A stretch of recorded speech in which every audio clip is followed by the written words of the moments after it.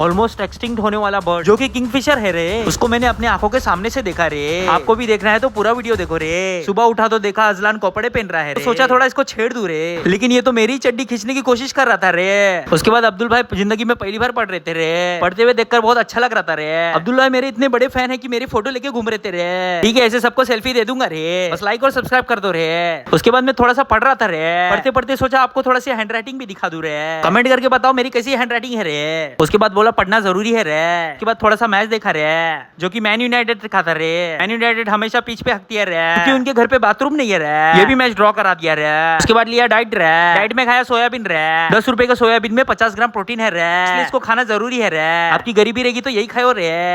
उसके बाद हमारे रोनाल्डो भाई खाना बनाते रहे, घर पे कोई नहीं था इसलिए रोनाल्डो भाई खाना बनाते रहे। रोनाल्डो भाई थोड़ा सा हाथों का तमाशा दिखा रहे थे रे। रोनाल्डो भाई ने बनाया था चिकन रे, जो कि बहुत ही ज्यादा टेस्टी था रे। थोड़ा सा पानी ज्यादा था लेकिन बहुत अच्छा लग रहा था रे। इसी तरह से आप लाइक और सब्सक्राइब कर दो रे।